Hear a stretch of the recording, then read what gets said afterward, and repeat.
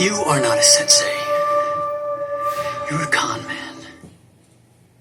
Hey ninjas, welcome to another episode of Hiya! Never get it right, I'm the same.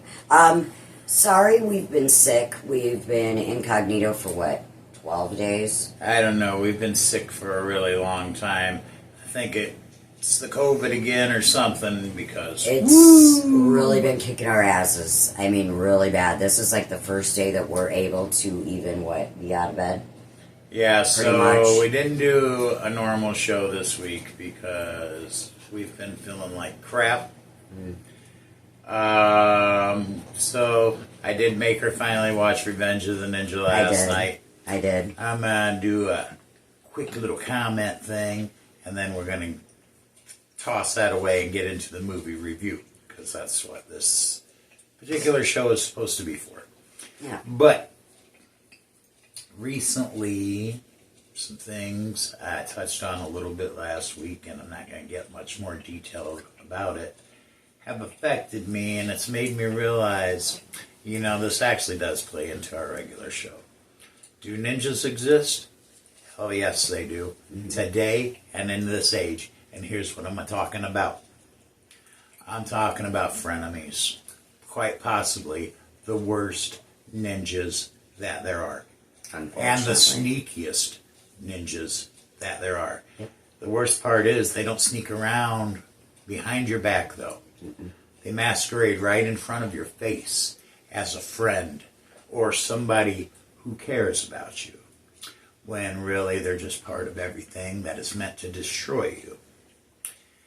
So, I've recently left a group of people, and I feel like there's some horseshit decision making involved, and I feel like there was some dirty politics involved. But those aren't the ninjas that hurt me. The ninjas that hurt me are the ones who, for 10 years, allowed me to think that they cared about me and that they were my friends and things of that nature. But now 14 days has passed, and not a single one of them have reached out to say, hey, you doing all right, man? Not a finger. So I had to think, if you really cared about me, I would have heard at least something, no matter how busy you are. If you truly cared about me, I would have heard from you in some way, shape, or form to say, are you all right? So just stand clear, people. It's not always the people that are sneaking around behind your back. Yeah, at least that once you know who those people are, you know who you're dealing with, and you watch out. It's the other ones.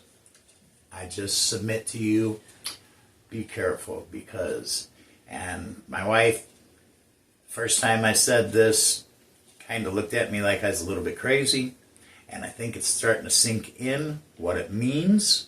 Something my dad told me a long time ago is your best friend is somebody you never met. It took me a long time to understand that, but I do understand that, and I think my wife is finally starting to let that sink into her brain and get exactly what that means.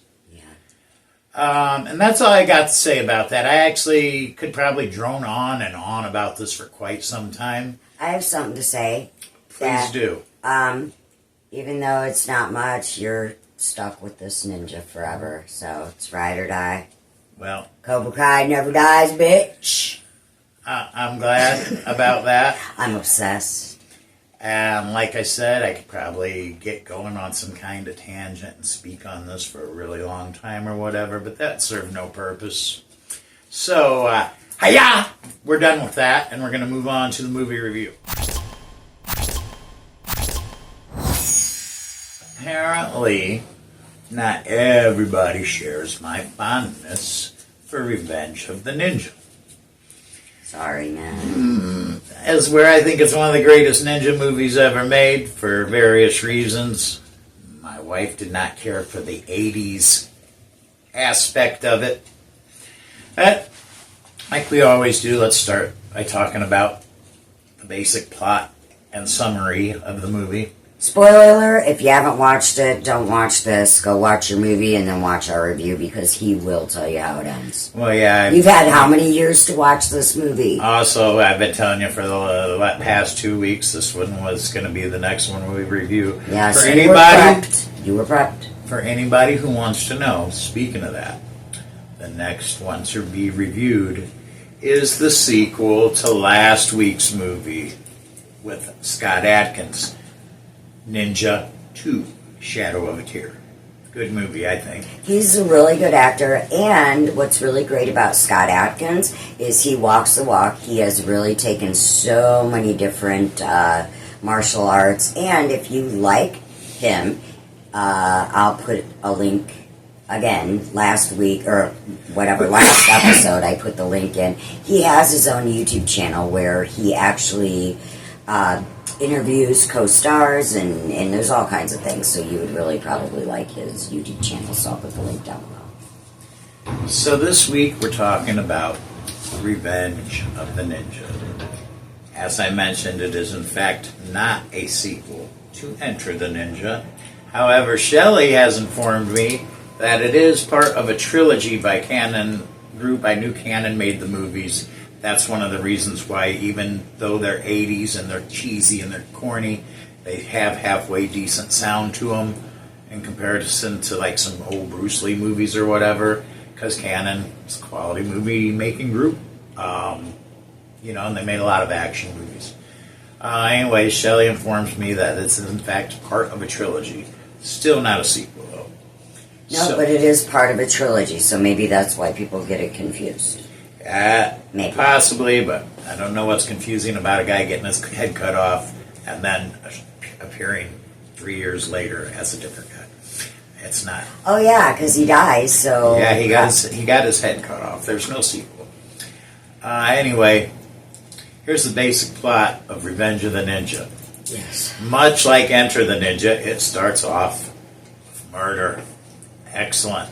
Tons of ninjas invade Sho Kasugi's home while he's not home, kills his kid, kills his wife, kills everybody except for his baby and his grandma. And that's only because his mom took the baby and tucked him away down by the water before the ninjas found him. And when he says baby, he means baby. Yes. Like a baby, swaddling baby. So, Sho Kasugi and the other guy that plays the white ninja in this movie, not the same as the guy from Enter the Ninja, shows up at the property. They kill the ninjas that are there. Keith Vitale, that's his name. And then Keith Vitale tries to convince him to move to America because ninjas are just going to keep attacking his family and his home and blah, blah, blah. So anyway, it must be 5 to 6 years later. There they are. They finally moved to America. He's going to set up this art gallery with these fancy little handmade Japanese dolls, which, according to Shelley, he actually does collect in real life. But the dolls in this movie, I looked it up, they are not, in fact, part of Sho Kazugi's collection. Oh, and I wanted to just let you guys know, his name is pronounced Kazugi. We said Kasugi and all kinds of weirdo white pronunciations. It's Kazugi. So, we digress. So, he opens this art gallery at the urging of Keith Vitale. Well, it turns out the reason why he was so interested in Sho opening this gallery is because he was having heroin put in the dolls and selling them to the mafia. Well, who could have guessed that that would have went horribly wrong? So the mafia basically says, we're going to take all the dolls and the drugs for the small down payment we gave you. And this doesn't set well with Keith Vitale because he's getting jacked out of a lot of freaking money. Plus the Japanese are breathing down his back because they want their money. So on the scene pops Keith Vitale as the white ninja. And I don't say he don't wear a white outfit like the guy in the last movie. I just call him the white ninja because he's a white guy and not a Japanese guy. The Caucasian brother. Yes. and he goes and he's taking out these mafia members so they know he's serious. Then he kills the main Don, and he's got this broad that works with him. And this, I think this is why Shelley doesn't like the movie. It's all because of the stupid woman that's in there, and she is horrible. She's a horrible actor, and she's awful. I don't know how old most of our audience is out there. You remember like the broads with the 80s lingerie, the thigh highs, and the white knot, and yet their panties are see-through, but they're still big enough to catch like 12 butterflies in or whatever. You know what I'm saying? It's ridiculous looking, and it's like old porn-esque. Anyways, this broad works for Keith Vitale, the White Ninja, but she acts like she's all into show because it's part of the game. You understand? Yes. But she does seem to care about the kid, played by Kane Kazuki. And I love Kane Kazuki. Okay. I love him. I'm going to stop just for a second here so Shelley can go on and on about how much she loves Kane Kazuki. He is so cute. And, okay, he was born on October 11th, 1974 in Los Angeles. And he's only a year younger than me. Are you freaking kidding me? I know, right, dude? He is an American actor and a martial artist of Japanese and Chinese descent. His father, Sho Kazuki, is a Japanese martial arts film star, and Kane started his acting career as a child, and he started appearing in the films with his father. In Revenge of the Ninja, Kane played Kane Osaki, and his father played Cho Osaki, Kane's character's father. Kane has also appeared in other movies and TV series, including Ninja Sentai Kakuranger. And I somehow don't feel like that's correct, but still humorous. Okay, whatever. My pronunciation. Kakuranger! Kakaruki! Kakamush! And Ultraman, the ultimate hero. But I want to tell you, this kid Kane is only... What did I say? Six, five or 6 years old in this movie, and he is like he is getting him, and he can use these. What you call them? Nunchucks. And he gets this girl, and then she tries to get him because she knows a little bit of martial arts, but he's rolling on the floor because he's real slick and tiny. I love him. He is adorable, and I want to adopt him.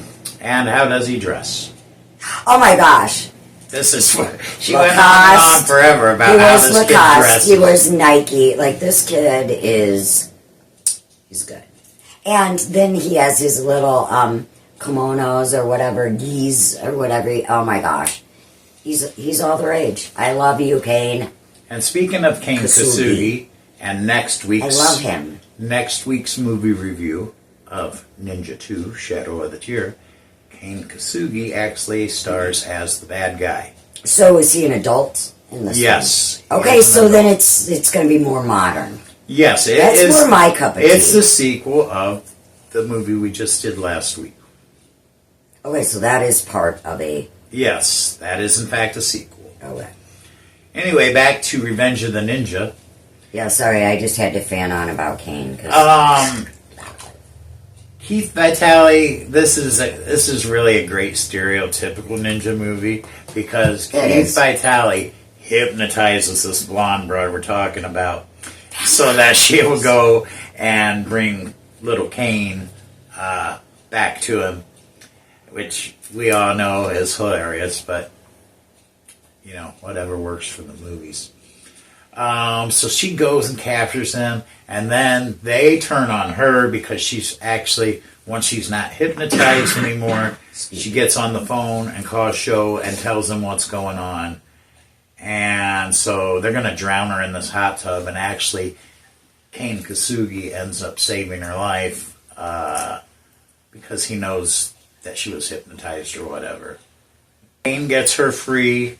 He burns those ropes that got his bondage because I don't know why the hell they locked this kid in a sauna. Maybe they thought he should take off a little weight right before his death or whatever, I don't know why. So they're drowning her in a hot tub and they got this kid locked in the sauna. he rolls off the little bench that he's on. He goes over and burns him on the hot rocks in the sauna. How very convenient. And he gets out, and as Shelley mentioned, he picks up a pair of nunchucks and he whips this dude's ass with him. Full force. And it's hilarious. He's so small. He gets he's all so like a little spider monkey or something. He's like a little gnome. So anyway, Kane and the blonde girl gets away. And it's on to the fact now that Sho knows what's going on. At first he's like, no, he's my friend. And she's like, no, he was just using you for his drug front. And blah, blah, blah. Told him about how they had kidnapped her and Kane and blah, blah, blah. So, the greatest turning point in any ninja movie is when they go and they suit up. And Sho goes and he puts on his ninja outfit. And at this point, Keith Vitale is about to be sliced and diced. But he's no slacker as a ninja for a white guy, let me tell you. He's got some really cool tools. Can I tell you what I thought looked like it hurt really bad? What's that? They kept slicing him right here in the shins, and they would slice open their ninja outfit, and the whole fight scene, it just looks like raw, red, open sore. And that really, I don't know, it hurt from afar. Because you know that. How are you going to still fight when your shins are cut open? Because you don't want other things to get cut open. That's how you're going to continue to fight. But is that like a ninja move that they do quite often? Well, stabbing you and slashing you however and wherever they can. That's your main ninja move. Wow. They're not... that just looked really painful. Ideally you can take off the head or the arm when in sword combat. But, that's each ninja's preference, I guess. I feel like I would be a head cutter. Just guessing, I'm sure you would. I'm sure you would. Like, you skinny little neck. That seems pretty easy to sell. And when the head's gone, you're done. Right, exactly. What are you doing? Exactly. You're not going to put your head... You're not like going the chicken. Screw your head back months. on and come back and get me. This isn't one of those... This isn't one of those ninja zombie movies, okay? So, of course, Sho suits up and goes and finds Keith Vitale, and they have a showdown on the roof of the building, and naturally, Sho wins.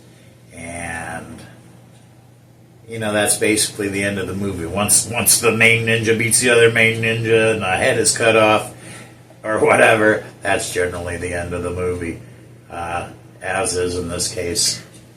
But the whole reason this little kid was involved, Kane, is because he was just checking out the art exhibit of the dolls, and he said, ooh, and pushed a doll, and the doll fell off the shelf, and the doll's head came off, and guess what came out of the neck?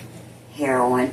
Yeah, but that's not actually what garnered Kane's involvement in the whole thing. Well, what garnered it?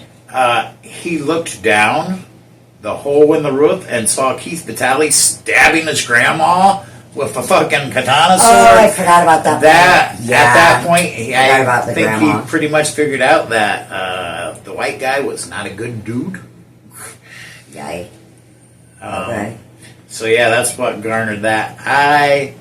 It'll always be one of my favorites, probably because I saw it back in '83 and I was 10 years old and thought that shit was awesome, and it wasn't out of date back then. Well, that's what I was going to say. Back then, it was like 42 years ago.